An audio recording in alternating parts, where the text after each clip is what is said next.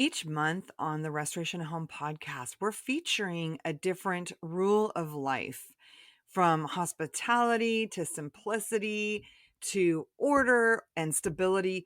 We're helping you create more peaceful homes and connected families through focusing on these rules of life. If you would love to learn more and apply them in your family, go to our book page, habitsforasacredhome.com, and you can order our book, Habits for a Sacred Home, that goes through 9 practices from history that can anchor and restore modern families. Included are recipes and study questions, and even a link to create your own family rule of life. We even have some awesome pre order bonuses, another kind of a booklet that you can just take to the library with you, a student planner, some wonderful bonuses that can help you create a more connected family and restored community. Grab your copy of Habits for a Sacred Home in the link in profile. This is Jennifer Pepito with the Restoration Home podcast. This is the show where we talk about the peaceful path to connected families and restored communities.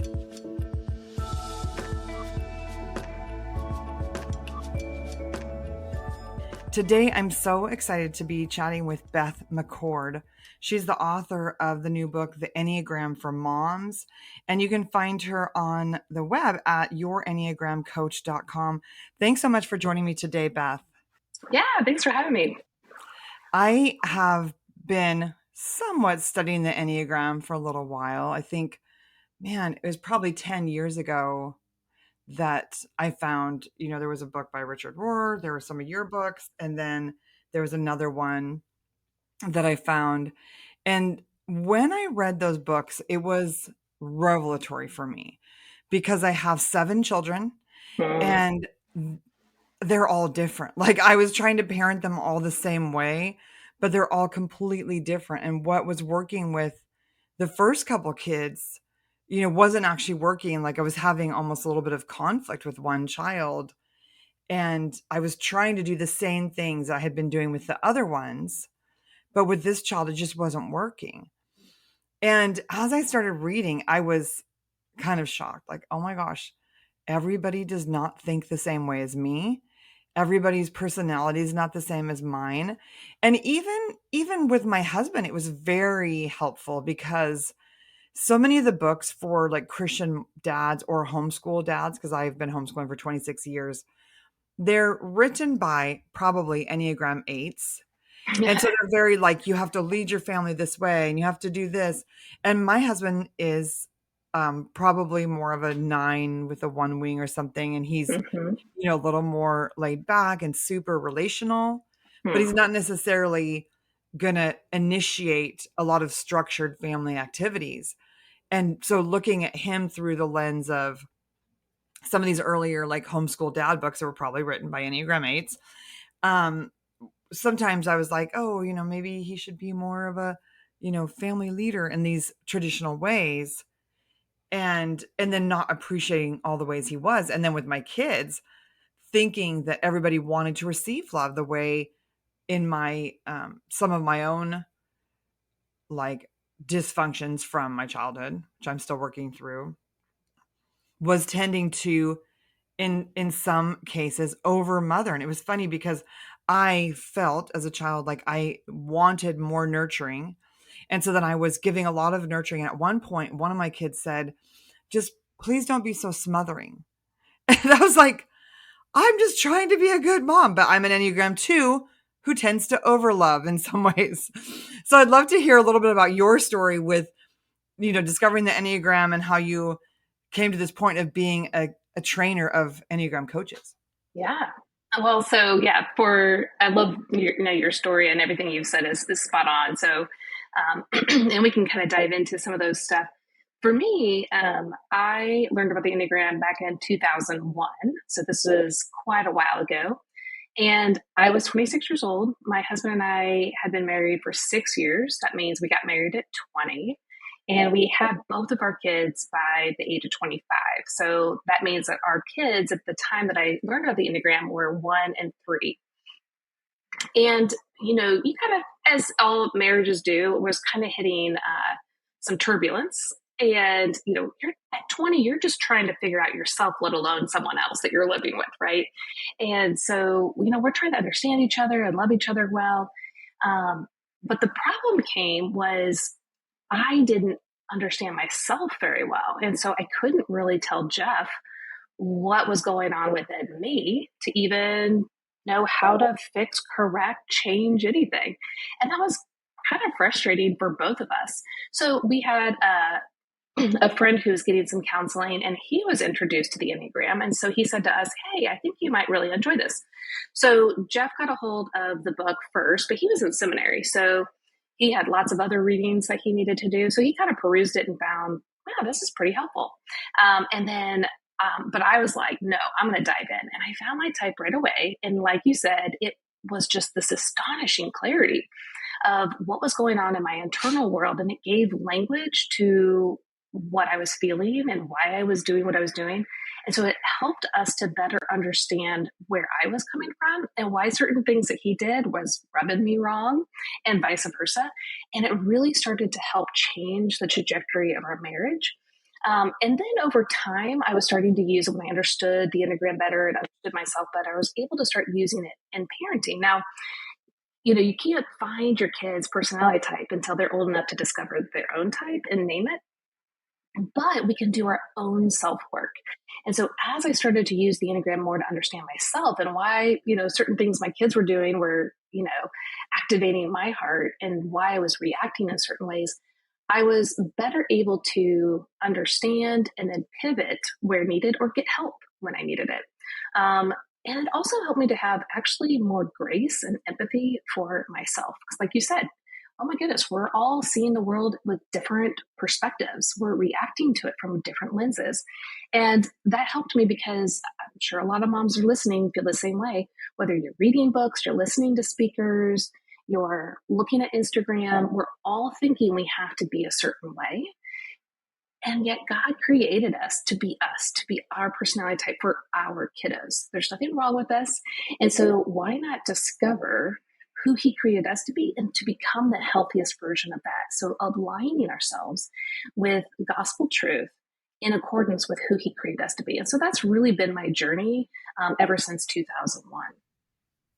Wow, I love that because I think that so much of parenting, and this is one of the things I talk about a lot in my restoration home community, is really about healing ourselves because our children will respond to us. And so if we are, full of shame, they will pick up on that. They'll pick up on it or we'll end up shaming them.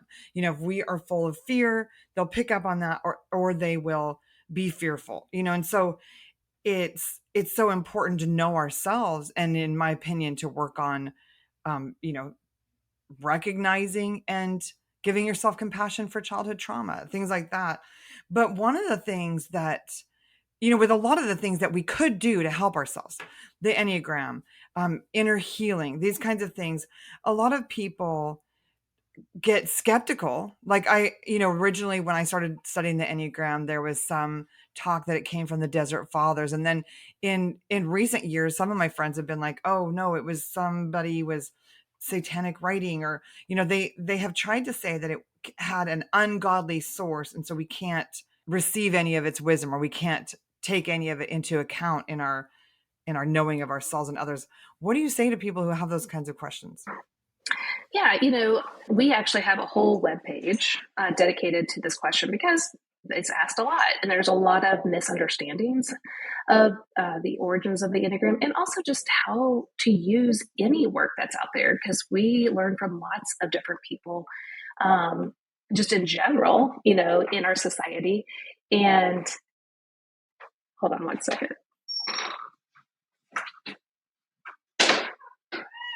Okay, there we go. And God allows there to be teachings and wisdoms that all of us learn from a variety of different people. And so, but with the Enneagram, what's interesting is that there are a lot of misunderstandings and false accusations against it. So our website, yourenneagramcoach.com/origins, is a whole page dedicated to at least the way we see it and the things that we have learned, and also from a scriptural viewpoint. So, like I said, Jeff was in seminary when we discovered the Enneagram. He got a 4-year Master's of Divinity, and then was a pastor for many, many years. He now works for us full time. And so our goal has always been to help people to understand themselves with astonishing clarity so that they can break free from self-condemnation, fear, and shame by knowing and experiencing the unconditional love, forgiveness, and freedom in Christ. Our mission statement doesn't even have the word Enneagram in it. And so for us, we're using the tool of the Enneagram for that astonishing clarity, for those insights of where our heart condition is, so that we can align ourselves with the gospel more and more. Because a lot of times we don't even know when our heart has gone awry. We're just doing what we do. And so why not use a tool that helps us to understand ourselves better? But back to the point of the origins, there's actually some myths around it. And on that webpage, I highly recommend people clicking on the link to a YouTube video called Should Christians Use the Enneagram by Pastor Tyler Zach. He actually has an 8-course module, which goes really in depth of the origins of the Enneagram. But this 1 hour is probably all people really need to understand what actually is true and what's not true. And I think they'll find it really fascinating with the research that he did. So all that to be said, I think people, once they watch that, if they have concerns, they're going to feel a lot more at ease. But no matter what, God can use things to redeem them. So, there's a lot of teachers and stuff that we've learned from throughout the years, but what have we done with that teaching? So, for instance, my ethics teacher in college, not a believer, but he did believe that conception, or that a human being started at conception. And so when we talked about the ethics around abortion, his viewpoint was astonishing, it was great, and I could use that. At the same time, I wouldn't use majority of the stuff of his views as an atheist. And so we have to understand, who are we listening to and how do we filter that through biblical scripture to actually use it correctly? Because all truth is God's truth. And so we want to use it from the right perspective. Yeah. I know there's a verse that says every good and perfect gift comes from above, from God. And and so I think that something that helps us understand ourselves better and understand those around us better is a gift. But I think the other thing that sometimes people have been wary of is labeling people and then having low expectations. Like, oh, she's just a 4. She's always going to be moody and depressed. Or he's a 1. He's always going to be such a perfectionist. And or he's an 8. He's going to be prone to anger and being super bossy. Or you know what I mean? It's like there are helpful understandings. It's been incredible for me to be able to understand my family better, and even some of my dearest friends, like to know them. And it's funny, most of my dearest friends are a certain personality type. They are like self-acknowledged personality type. But what about when people just sort of pigeonhole themselves and decide this is just who I am, and so they don't try to grow in grace? Yeah, absolutely. So what we say at Your Enneagram Coach is you don't want to use the Enneagram as a sword or as a shield. So you don't want to go around saying, "Oh my gosh, you're being such a 2. You're just over helping. You're smothering. You're always doing that." You also don't want, or to even ourselves, like, put myself down for any qualities that I have. But we also don't want to use it as a shield where, as a type 9 for myself, I don't want to say, "Oh, I'm a type 9 and I procrastinate. You're just going to have to deal with it." Because one, God created us all uniquely and beautifully. Now, yes, we're on this side of the fall, but we don't want to use it as a sword, as in hurting other people, because the greatest thing about the Enneagram is it shows how each personality type, what they're like when they're at their healthiest, which is being aligned with the gospel truth, when they're average or an autopilot mode, or being misaligned with the gospel, or unhealthy, where they're out of alignment with the truth of gospel. So every person can go from their highest to their lowest, but they still have the same lens of their main personality type. And so we don't want to say, oh, well, they're doomed. They're always this way. No, the whole point of the gospel is to restore ourselves, to reconcile with God, to become a healthier version like Christ. And to that same point, so we don't want to pigeonhole someone that they're never going to grow, but we also don't want to do it to ourselves because, like, well, I can't do this because I'm this type.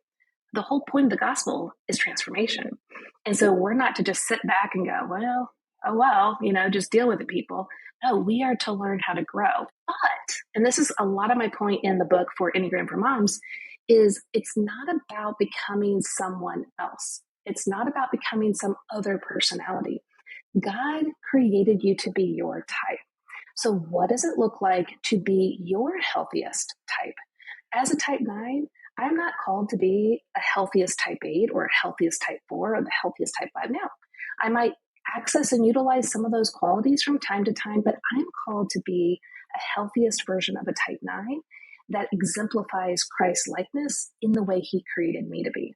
And so for me to be able to take the time to understand what that means and to grow in that and grow in grace is really what I think the heart of Christ is.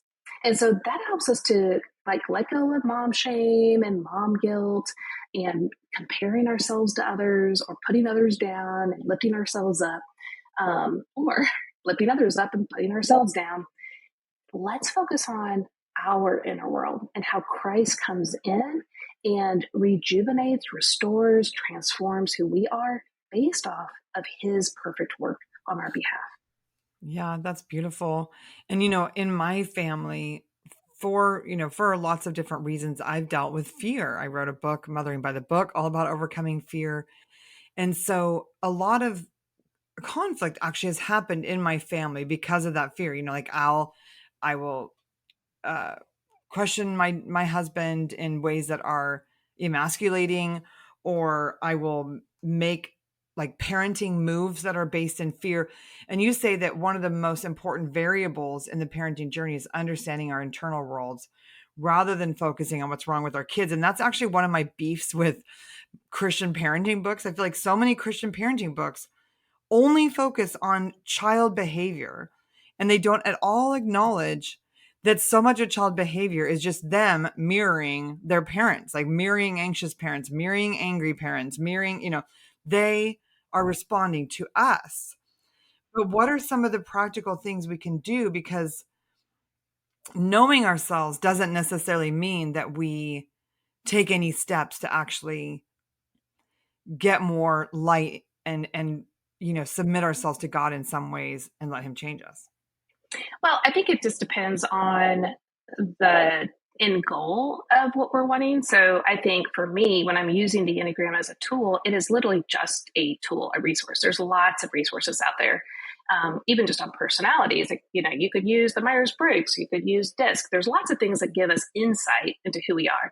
But the key is, what are you going to do with that insight? Are you going to use it to help you soften your heart to move towards other people with compassion and empathy, grace, love? Or are you going to use it to actually put others down and yourself down? So I think a lot of it is determined by how we use these resources and tools. And I think, to your point, a lot of kids are mirroring. Absolutely. I also think a lot of misbehavior is because they're not feeling seen, heard, and attuned to for who they are. Now, that's a really tricky thing because, it's not until their teenage years and older that they're going to be able to say which type is theirs, because the Enneagram is all about why you do what you do. And they're probably like, they're just kind of figuring things out themselves. I do believe their personality type is there when they're born, but to know their type is hard. And so for us parents, the biggest thing is that we have to be good students of our kids. We have to be curious. And so when they're doing misbehavior, sometimes it is they're trying to differentiate themselves from us. Sometimes, and not necessarily always in a bad way, they just don't know any other way to do it. Sometimes it's that they don't feel heard and seen, and they're trying to get attention. Of course, they're doing it in a way that isn't helpful for them or anyone else. And so, what is actually going on within them that this is then coming out? And how can we be good students if we can't type them? How can we ask them curious questions to get to know them better, to start putting the dots together so that eventually we can figure out their type to then address them more specifically with the language of their type so they feel heard and seen. But even when they're little, if they know that they can trust us, that we're really trying to be in tune with them to give them the love that they need, because like you said, you have 7 kids, like each of them is so different.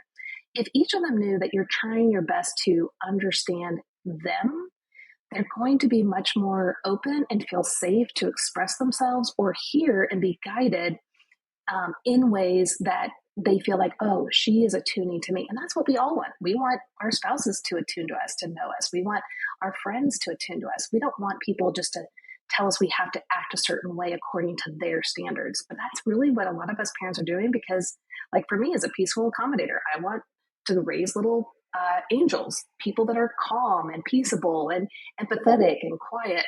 Well, guess what? Lots of children are not that way by nature. So if I'm trying to put them in, like pigeonhole them into my type, create my type little kids, but yet they're something totally different, they're going to feel misunderstood. They're going to feel marginalized. They're going to be frustrated. And so, of course, these kind of behaviors are going to come out sideways sometimes or directly. So how can I give the best of who I am while at the same time not forcing them to be just like me? Yeah, there's so many amazing things that you said in there. For one, it's really sad that kids in schools don't have the option. Like in the restoration home community, we really emphasize noticing your children, connecting with your children, like paying attention to what's going on instead of just reacting and disciplining. We say, like, notice, like, are they hungry? Are they tired? Do they need more connection? And we actually have a connection challenge to help parents focus on eye contact, a hug, read a lot of times so that our children aren't suffering and then beginning to act out just to get some attention. But you also talked in there about recognizing that they're not all going to be like us. And I think often kids in schools are being medicated because they're not like the female teachers. You know, they're little boys, a lot of energy, and maybe some impulsiveness.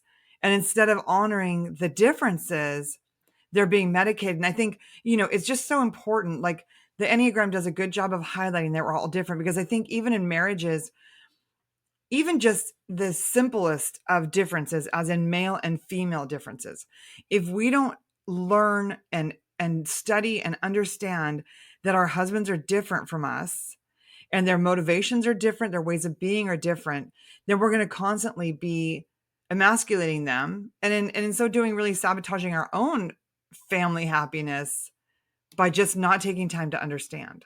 Mm. Yeah, and I love what you're saying with that. And for like us parents, it is really tricky. But when your kid acts out in a specific way that goes against what you would do or how you would think or your ideal, is to get under the surface of the behavior.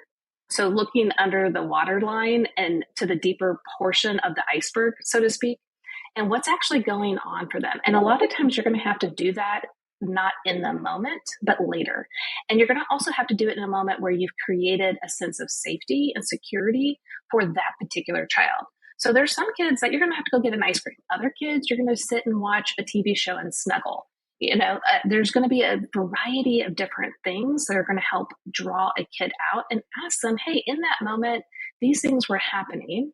And I'm curious about, how you were feeling, what was going on, what do you think you needed? Now, of course, age is going to determine how much they can express themselves, understand themselves. But I think if they're at least hearing that we care and we're wanting to prioritize them at their core, over time, they're going to be able to nuance their heart more and more, especially when they see us nuancing our heart. But also to your point of, um, you know, people wanting to put their kids in a specific bucket like themselves. What I show in the book, the cover of the book, there's 9 different paintbrushes with 9 different colors kind of splattered. And the paint is to really represent a personality type. So I am a type 9, and on our logo, the type 9 is a purple color. Well, that means that if I went into Sherman-Williams and I could pick any color for my kids to be, I get the base paint, the white paint, and I say, hey, I want a lavender color, please. And there I go. I get it. So I'm constantly striving to create a little peaceful accommodator, because that's just how I see the world. That's what I think, we should all be peaceable. Um, but what actually happens is that you go into the paint store, and it's not that you're telling them what color that you want. The color's already in there. But what happens, when you go and you're like, if you say, I want lavender, they take the base white paint and they put it under the little mixer paint, and like a bunch of different colors go into the white paint, right? And then they settle at the bottom. Then they put the lid on it, and it still basically looks like a can of white paint at that point. If you were to open it, it would just be like, okay, it's a white can, can of white paint. But actually, the full color, the shade of color, is at the bottom. Even though there's lots of different colors down there, it has to be shaken and mixed together. So when we are given our children, whether through adoption or biological, we are given this can of what looks like white paint that we think we can just put our color in there and like, poof, there they are. But actually, the color's in there. Life and circumstances are going to mix that can of white paint up over time. And just like if you took a stir stick and you were to mix that can of white paint with the color at the bottom, you're going to see a little bit of green and a little bit of orange and a little bit of red at different times. And that really mirrors our kids' developmental process, that lots of things are happening over the course of years. And even Enneagram experts will be like, I was just even with one last night, and their kids are like 8, 9, and I think 12. And they're like, well, we think she's this now, and we think she's that now. And they hold it loosely. And the reason is because they're seeing not only developmental changes, right? So, like all teenage girls, a lot of people could say, oh, they're a type 4. They're so emotional. It's like, well, yeah, that's part of just the stage of life they're in. That doesn't mean they are a type 4. Or all teenage boys, oh, they're definitely an 8. Well, you know what? That's just kind of the stage of life. So that's why we have to hold things very loosely until they are old enough to say, no, this is why I do what I do. This is my personality type in its full form. And that has to be until it's really kind of mixed in, until they're like teenage and older. And that is where the real ability to hone in as a parent, to be able to talk to them at the heart level that they are, really shines. And so I just really want people to hear that it's a mystery as our kids grow, and that we really have to rely on the Lord to work in and through us first, to allow our kids to become who they are as well. And it is really hard because, hey, I wanted a manual for each of my children. I was like, just give me their manual. And God just doesn't do it that way. He makes us rely on Him and depend on Him, which is beautiful. That's so good, because I think so often we think then if our children have problems, like if they struggle in some area, that it's all our fault, that we didn't put the right colors of paint in, Right. but they are created by God for His purpose. They are the clay, we are the clay, and He's the potter. And so I think it can take some pressure off parents. What you do matters as parents, but don't think that just because your child is struggling, it means that you did something wrong. Just offer compassion to yourself and your child, continue to hold those boundaries, and continue to work towards understanding. So where can mamas find your beautiful new book about mothering with Yeah. the Enneagram for moms? Yeah. So everything's at yourenneagramcoach.com. Our Instagram, Facebook, and even YouTube is all your, hashtag or at sign your Enneagram coach.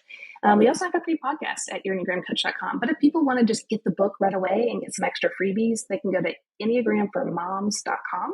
And we have a bunch of retailers for them to pick from, and extra, like just free goodies that will really benefit them as they venture into using the Enneagram as a mom. Well, thanks so much for sharing your insight. I know it's going to be encouraging for moms just to recognize that each of their children is different and created by God for good works, and that we get to just partner with the Lord in loving and mentoring our kids. So thanks for joining today, Beth.